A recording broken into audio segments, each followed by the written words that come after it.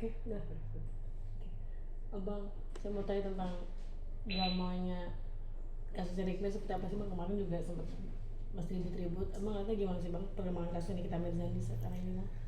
Ya, sebenarnya terkait sidangnya sih ya, dibanding sidang-sidang sebelumnya, sidang kemarin itu relatif kondusif ya. Mungkin karena sudah diperketat juga sama pihak pengadilan ya, jadi tidak semuanya bisa masuk gitu loh, seperti itu ya. Namun yang menjadi apa namanya, yang menjadi rame itu terkait eh, apa namanya, kesaksian dari pihak BCA kalau nggak salah ya, seperti itu. Jadi Nikita Mirzani merasa bahwa rekening dirinya gitu loh sebagai apa namanya, nasabah prioritas itu diacak-acak gitu loh, ya enggak gitu. Itu yang membuat tidak dia nggak terima gitu loh. Jadi apa, jadi viral lagi tuh sekarang. Iya. Jadi sekarang Nikita Mirzani lawan BCA tuh. Yes. Tadi mau lain nggak sih bang? Biasanya itu disomasi sama Nikita bang. Sebenarnya ya, berbicara tentang somasi, siapapun boleh. Tidak ada larangan orang mau mensomasi, menggugat.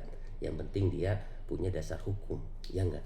Terkait Nikita Mirzani ini, sebenarnya persoalannya bukan pada boleh dan tidaknya ya, penyidik apa namanya, mengakses rekening nasabah bank tertentu ya yang dianggap telah atau diduga telah terindikasi tindak pidana, karena itu sudah diatur ya, boleh, tidak jadi soal karena itu sudah diatur oleh undang-undang bahwa selain pajak, penyidik, terus juga terkait masalah perdata, bahkan ahli waris pun boleh ya enggak meminta mutasi rekening atau apa ke pihak bank.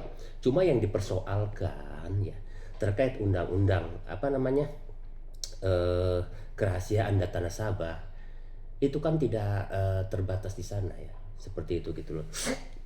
Yang apa Nikita Mirzani nggak terima itu terkait pengungkapannya ini gitu loh. Kita juga sangat menyayangkan.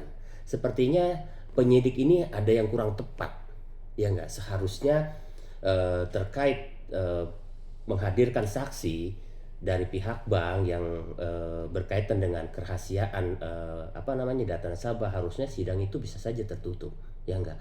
Justru yang jadi rame akhirnya istilahnya kan terpublikasikan, ya enggak, nilai-nilainya segala macam kan. Bisa saja Nikita Mirzani mensomasi bank atas pelayanan, ya enggak, karena bagaimanapun eh, Nikita Mirzani memiliki hak selain apa namanya, datanya itu bisa diakses orang lain. Contohnya apa? Apakah pihak bank sudah melakukan atau menginformasikan sesudah dan sebelumnya gitu loh, pada saat si penyidik meminta, ya nggak, meminta data nasabah tersebut gitu loh, apakah sudah menginformasikan gitu loh. Nah kalau belum itu kan jadi masalah. Boleh dong gitu loh, karena bagaimanapun kan eh, bank ini harus memberikan informasi karena itu sudah tertuang dalam peraturan OJK juga kan gitu loh. Terkait informasi apapun terkait nasabah itu harus dapat dia gitu loh. Jadi bisa bank itu menginformasikan pada saat permohonan, pastikan ada permintaan dari penyidik ya nggak, untuk mutasi rekening dan sebagainya, atau setelahnya bahwa menerangkan bahwa rekeningnya setelah diminta oleh penyidik ya berdasarkan izin dari Bank Indonesia atau OJK, seperti itu gitu loh. Itu tidak jadi soal. Ini khawatirnya belum dilakukan itu bisa disomasi, ya enggak, seperti itu. Pihak Bank BCA itu bisa disomasi ya. Jadi yang rame di media sosial itu terkait izin. Saya pikir itu izin nggak jadi soal ya enggak, karena bukan permasalahan utama. Semua masyarakat umum juga tahu bahwa penyidik itu boleh mengakses, boleh meminta mutasi rekening terhadap bank, terhadap rekening yang diduga telah melakukan tindak pidana. Akan tetapi nasabah juga memiliki hak selain itu untuk mendapatkan informasi yang jelas dari pihak bank, seperti itu. Yang Nikita marah katanya tidak ada konfirmasi bang ke Nikita, makanya Nikita marah kok nggak izin ke saya gitu kalau ingin mengakses mutasi rekening segala macam gitu bang. Nah, seperti itu. Justru selayaknya bank itu justru memberitahu pada saat belum dikirimkan. Terlepas itu istilahnya diizinkan atau tidak, tetap bank berhak memberikan itu ke penyidik. Tapi selayaknya bank itu menginformasikan terhadap pemilik rekening, karena itu bagian dari pelayanan yang tidak terpisahkan dan diatur dalam undang-undang seperti itu. Berarti kita punya bukti yang kuat ya bang untuk mensomasi bank tersebut. Ya, cukup. Apalagi ini pada akhirnya kan terpubliskan di publik. Jadi perbincangan publik itu harusnya tidak. Jadi begitu penyidik meminta data rekening nasabah, itu hanya buat internalnya dia. Ya nggak, terkait pidana yang diduga disangkakan. Nah ini juga kan menjadi pertanyaan. Ya nggak, dalam dakwaan, dalam fakta persidangan bahwa yang diperkarakan terkait 4 miliar itu masuk dalam rekening perumahan dan 2 miliar ke perumahan, 2 miliar lagi cash. Nah kan jadi pertanyaan publik. Tidak ada dibahas masalah BCA gitu loh. Kenapa justru ada dari jaksa penuntut umum menanyakan macam-macam. Ya enggak, bahkan di luar itu gitu loh. Dan itu seharusnya sidang itu tertutup menurut saya, karena bagaimanapun privasi itu harus dijaga, nggak boleh gitu loh. Akhirnya kan melebar kemana-mana, ya nggak ada hubungannya 350 juta, 10M itu nggak ada hubungannya.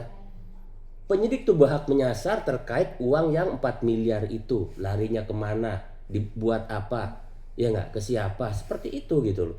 Jadi kita juga pernah menangani kasus gitu loh. Jadi semua bahkan yang tidak penting itu kita kita kasih hitam atau garis merah gitu. Jadi tidak boleh gitu ditanyakan di sana kalau tidak ada relevansi dengan perkara yang didakwakan seperti itu. Bang berarti yang kita ini ada cat hukum masih kayak gini nih, banyak jadi yang ikut campur di kasus ini kita. Ya, kemarin saya belum pernah mengkoreksi terkait jaksa penuntut umum. Kali ini saya sedikit mengkoreksi gitu loh. Mungkin dari caranya ini sangat disayangkan gitu loh, karena bagaimanapun meskipun Nikita Mirzani sebagai terdakwa tapi belum divonis dia bersalah gitu loh. Sementara data pribadinya, data privasinya yang sudah diatur undang-undang, sudah dipublikasikan meskipun lewat persidangan gitu loh. Gak boleh itu seharusnya gitu loh, seperti itu. Bang terkait JPU juga yang sekarang udah tidak semena-mena dengan kita, emang harus seperti itu nggak sih bang? Berjalannya memang JPU tidak boleh menyentuh terdakwa, pakai rompi segala macam bang, tata tertib dari persidangan. Terkait penggunaan rompi, borgol itu memang sudah kewenangan penyidik. Kalau itu si penyidik tidak menyalahi gitu loh, itu sudah ada dalam SOP-nya dia. Nikita itu sebagai terdakwa selama dalam proses persidangan itu masih dalam kekuasaan kejaksaan ya, jaksa penuntut umum. Jadi dia berhak melakukan apapun dengan catatan ya sesuai peraturan atau SOP yang ada. Terkait penggunaan rompi itu kan harusnya tidak dipaksakan, tapi pada saat itu tuh kan Nikita kan diminta dengan baik-baik kan tidak langsung mau kan gitu loh. Akhirnya dengan paksaan, dan itu juga sudah sidang selesai. Pada saat sidang itu rompi dilepas, borgol dilepas, itu bagian dari SOP gitu loh. Jadi terkait pemakaian rompi itu JPU sudah sesuai, tidak jadi masalah. Bang ini kasus ini terpantau sama udah mulai sama pejabat-pejabat nih bang, yang bilang katanya jadinya jadi lebih kondusif. Emang ngaruh nggak sih bang dari banyak, jadi sekarang banyak yang membela kita nih bang, dia pun belum divonis terdakwa juga sih gitu. Ya, bagaimanapun ya Nikita Mirzani itu memang statusnya sebagai terdakwa dan belum diputus bersalah. Jadi dia bisa saja bebas gitu loh apabila terkait dugaan pemerasannya itu TPPU-nya itu bisa dijawab ya, bisa dibantah oleh kuasa hukum dan Nikita Mirzani sendiri gitu loh. Dan dianggap itu tidak ada gitu loh, itu bisa bebas seperti itu. Bukti yang harus kita bawa apalagi sih bang untuk bisa meyakini kalau dia tidak ikut di TPPU itu bang? Ya jelas kalau TPPU itu tindak pidana yang mengikuti pidana awalnya. Nah, makanya apabila pidana awal ini terkait dugaan tindak pidana pemerasan atau junta undang-undang ITE tadi gitu terbukti, ya maka TPPU itu bisa aja timbul seperti itu. Tapi kalau tindak pidananya ini terkait pemerasan ini tidak terbukti, bisa saja TPPU enggak dan bisa saja bebas gitu loh. Karena awalnya memang dari tindak pidana pemerasan ini baru TPPU-nya timbul gitu loh. Kenapa diduga itu merupakan TPPU? Karena uang itu dianggap uang yang didapat dengan jalan melakukan tindak pidana seperti itu. Makanya bilang kita nggak perlu lagi ngomongin produk di persidangan karena itu bagian dari BIP Om. Seperti apa sih Bang memandang itu Bang? Iya, sejak awal selalu saya jelaskan selalu saya memberikan masukan bahkan protes ya, karena sidang-sidang sebelumnya itu terkait saksi dan pertanyaan kuasa hukum juga berputar terkait produk. Jadi tidak ada relevansi, tidak ada korelasinya dengan dakwaan jaksa penuntut umum. Jadi Nikita Mirjani dan kuasa hukumnya harus fokus pada dakwaan jaksa penuntut umum. Tentang apa? Tentang pemerasan, tentang 369.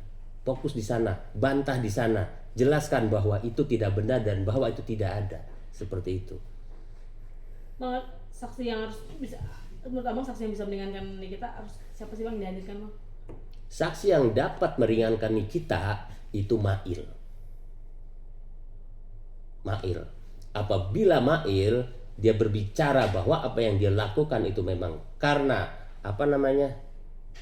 karena dia sendiri ya, karena inisiatif dia ya, bukan karena perintah Nikita Mirjani, maka di situ Nikita Mirjani akan mendapatkan poin dari dari kesaksian Mail tersebut. Kalau Mailnya Bang, mungkin terseret atau peninggalannya untuk seperti apa ketika dia bersaksi seperti itu Bang? Ya, Efeknya. jadi awal yang disangkakan ini kan terkait heboh ini kan terkait Mail juga. Jadi Mail ini kan yang berbicara langsung, yang bertransaksi langsung dengan Reja Gladys kan. Seperti itu gitu loh. Jadi apabila Mail berkata bahwa apa yang dilakukan ke atas perintah Nikita Mirjani dan pemerasannya terbukti, ya bisa dijawab sendiri seperti apa. Oke, berarti memang Ismail ya Bang yang saksi ya Bang meringankan. Mail itu saksi mahkota. Saksi kunci Bang. Saksi kunci, saksi mahkota dia. Makanya dikeluarkannya belakangan.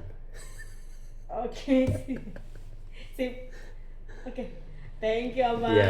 Berimbang ya bahasanya ya. Iya, benar. Iya, enggak, saya